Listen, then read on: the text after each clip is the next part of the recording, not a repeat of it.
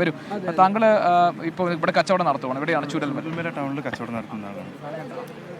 നിങ്ങൾ കുറേ കടയൊക്കെ പൊളിഞ്ഞു അല്ലേ? ഞങ്ങളെ 70ഓളം കടകളുണ്ട്. അത് ഏകദേശം ഭാഗികമായിട്ടും പൂർണ്ണമായിട്ടും തകർന്നിരിക്കുകയാണ്. അപ്പോൾ എന്തായിരുന്നു കച്ചവടം? എൻ്റേത് ചെരുപ്പ് കട, എൻ്റേത് ഫുട്വെയർ ടെക്സ്റ്റൈൽസ്.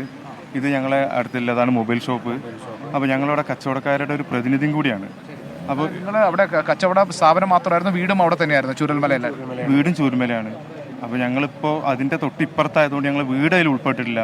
പക്ഷേ ഞങ്ങളെ എൻ്റെയൊക്കെ അയൽവാസി മരണപ്പെട്ടു. എൻ്റെ തൊട്ടപ്പുറത്ത് ഒരു 4-5 ഫാമിലി, അങ്ങനെ അവർ പോയി.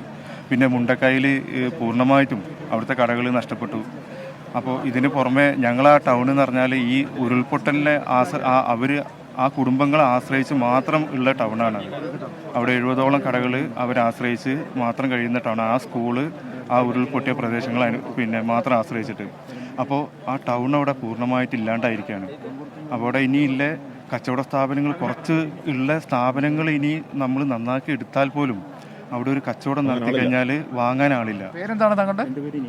നിയാസ്. ഈ ടൗൺഷിപ്പ് ആണല്ലോ ഇപ്പോൾ ഗവൺമെന്റ് ആലോചിക്കുന്നത്, ഇപ്പം മറ്റൊരു സ്ഥലത്തായിരിക്കും. അപ്പം അതിനു വേണ്ടിയുള്ള ആലോചനയും ചർച്ചകളൊക്കെ നടക്കുന്നുണ്ട്. നിയാസിന്റെ അഭിപ്രായം എന്താണ് അതിനെക്കുറിച്ച്? എൻ്റെ രണ്ട് കാര്യം പറയാനുള്ളത്.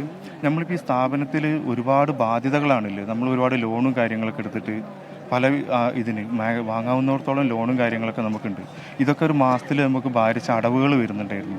ഈ ലോണിൻ്റെ കാര്യത്തിലൊക്കെ ഗവൺമെൻറ്റിൻ്റെ ഭാഗത്തുനിന്ന് എന്തെങ്കിലും നല്ലൊരു തീരുമാനം വന്നാലേ ഞങ്ങൾക്ക് ഇനി മുന്നോട്ട് പോകാൻ പറ്റുള്ളൂ. അപ്പോൾ ഞങ്ങളുടെ മുമ്പിൽ പറഞ്ഞ രണ്ട് കാര്യമാണ്. ഒന്ന്, ഉപജീവനവും ഉണ്ട്, നമ്മളെ ബാധ്യതകളുമാണ് ഉള്ളത്. ഒരു തലക്ക് നമ്മൾ മരണപ്പെട്ട ആളുകൾ, അതൊക്കെ ഞങ്ങൾക്ക് ഏറ്റവും വേണ്ടപ്പെട്ട ആളുകളാണ്. അതിൻ്റെ കൂടെ തന്നെ ഇതൊരു പുനരധിവാസം വരികയാണെങ്കിൽ, ഒരു ടൗൺഷിപ്പ് വരികയാണെങ്കിൽ ഇതേപോലെ തന്നെ അതിൽ ഞങ്ങൾ ഉൾപ്പെടുത്തി കഴിഞ്ഞാലേ ഞങ്ങൾക്കിത് മുന്നോട്ട് പോകാൻ പറ്റുള്ളൂ.